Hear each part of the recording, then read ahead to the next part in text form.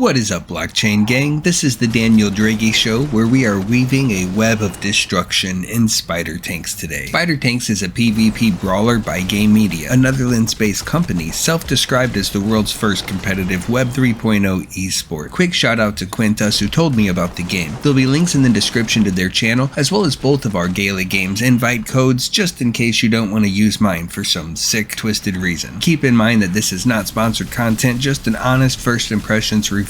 I'm not giving anyone financial advice here or trying to make them play this game or not play it. Just giving you information in case you decide to do so. While it is currently free to play with a rotating group of weapons and tank bodies, it is in beta, so expect many changes until the final version of the game is released. You will need to purchase an NFT in order to earn, or you can become a pilot and split your earnings with a captain, who will allow you to use one of theirs. The floor price using the official store is about $400 to $500. But you can also purchase NFTs from other players on the OpenSea marketplace for $40 to $50 at the time of this recording. This price includes both a tank body and a weapon. You can then transfer them from your Metamask wallet to your Gala Games wallet, and you can expect to pay some gas fees on the way of about $5 each. You can also purchase a full tank, which is a weapon and body combo in one, for about $70 to $80 if you would like, such as the Snoop Dogg Lowrider, and it can still be swapped out with other weapons or bodies. Now that we talked about free to play and cost to earn, let's talk about gameplay design and the earning scheme. Two teams of 3 face off against each other in one of 3 current gameplay modes: Team Deathmatch, Capture the Flag, and Chicken Chaser. Matches are 3 minutes and 30 seconds with about 40 to 60 seconds of downtime between them. If the scores are tied at the end, it will go into sudden death overtime, where the next point will win. Team Deathmatch adds up each team's kills, so it rewards killing other tanks just as much as playing safe and staying alive. Capture the Flag has each team try to hold the flag to accumulate points, and the flag holder drops the flag upon death. Chicken Chaser has tanks competing to collect chickens that spawn around the map and drop them off at predetermined locations. Each tank body will have a unique energy regen rate, which dictates how often they can use their special abilities. The bodies will also have a trade-off between speed and health, so that the healthier your tank is, the more damage it can withstand and the slower it moves. Conversely, the faster a tank is, the less armor it has. The main weapon of the tank comes in a variety of ranges, DPS, ammo capacity, reload speed, and special effects such as healing, damage over time, or passing through walls. In addition to your standard attack, you can equip 2 out of 20 different special abilities to really keep the gameplay feeling different each match. Players can choose abilities that focus on their build strength or try to shore up their weaknesses. Free players have a rotating 9 possible combination of tanks available to them, leading to 3,249 different loadouts to choose from. And players who own a single weapon and body NFT will increase that number to 5,776. Of course, many of these builds will be more viable than others, but leads to some exciting tests you can conduct in order to figure out new ideas and strategies. Even if I have a handful of games on a specific build, each match presents a new learning curve as you try to play around your allies and opponents' builds, so everyone is continually adjusting their strategy as the match plays out. This would make best of 5 or 7 matches ideal for tournament structures, as players attempt to counter each other's successful builds. That is a quick gameplay overview, and now on to the earning mechanics. This is also all subject to change and mostly taken from the recently published Lite-Paper, and let me tell you, light it is not. Weighing it at 18 pages, it is a bit hard to digest and missing a few key ingredients in my opinion, but let's quickly cover what is there first. A link is in the description. Spider Tanks operates within the Gala Games ecosystem, so it uses the Gala coin as the main token, which has recently been hovering around 6 cents. Silk is the in-game token, and there are no mechanics set up to earn it at this time. Eventually, when the game launches, players will be able to earn victory points from winning matches determined by the rarity of their NFT in order to receive a daily distribution of silk. Victory points are not capped, but greatly diminished with each win, and the vast majority can be earned within the first 20 wins, or about 3 hours of daily gameplay. People can also purchase maps and are awarded a small amount of victory points when players participate in matches on their map once they are linked to a planetary node, as are planetary node operators, which can link to multiple maps. Personally, I'm not a big fan of this model, as I don't see the purpose to funnel away earnings from players to investors, unless it does something to increase security or enhance the gameplay in some way. Another portion of daily earnings will go to the team, Gala Games, and something called the Founders Node Operators. The use cases for Silk are to upgrade weapons and bodies to increase their performance in-game. In addition to upgrading your in-game power, the item level will also increase the amount of victory points granted per win.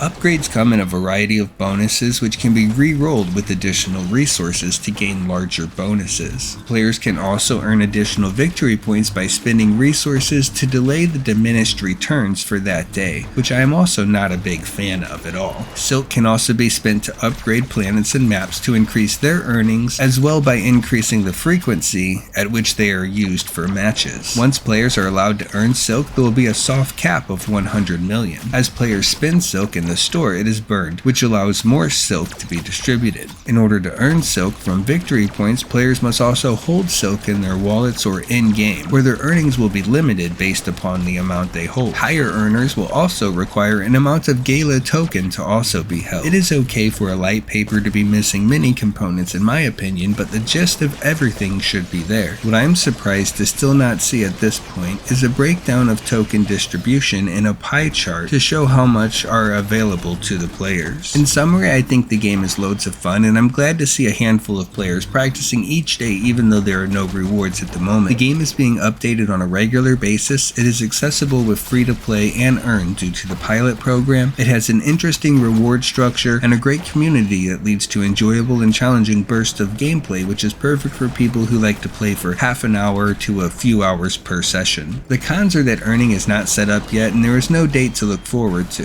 This could be a good time to buy in though, as players exit the game for a loss who don't want to wait to earn. The cost to entry is fairly high for a game of this nature and will probably only get higher once earning is introduced and more NFTs are being rented out in the pilot program. This can cause players liquidity problems if they are holding high value assets and have to sell unexpectedly. I think it is great if NFTs and skins allow you to earn more based upon their level and rarity, but I don't like how it grants them an unfair advantage in the game. This makes the games more about investment and skill, and I don't believe it's necessary to attract people to inject money into the economy, as players gladly buy skins and battle passes for other free games just to flex on other players, even if it doesn't provide them with additional benefits or earnings such as in League of Legends or Fortnite. I would suggest you try the game if you are interested as a free player, and if you want to buy some NFTs, make sure you use all the different loadouts to make sure you get the one you like best. It would be great if players could reset their choice of free tanks every 6 hours so that it doesn't take so much time to try them all. I think it would be cool for a true MOBA gameplay mode as well that allows you to upgrade your tanks and weapons as matches went on. Another balance option would be to allow ranked matches that use all level 30 weapons and bodies and power and disable cosmetic buffs that dictates victory points depending on rank as well as the actual NFT level. This way only the earning is influenced by investment and not the outcome of the battle. It would also be cool if they had an ultimate ability that charged up with kills or kill streaks to further augment your build and playstyle. That is all I have for you today. Don't forget to like and subscribe so we can do this again sometime.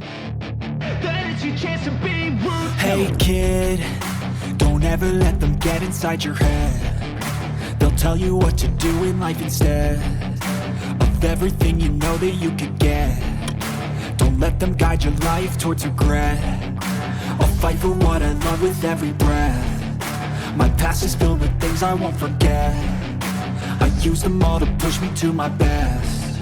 So treat the worst of times just like a test.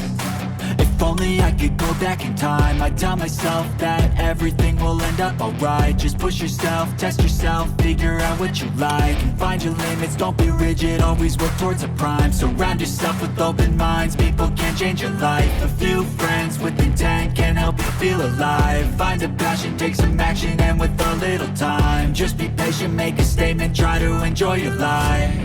They'll try to kick you while you're down. They wanna rise up while you drown. They wanna fill your head with doubt. They're silently scared that you'll figure it out.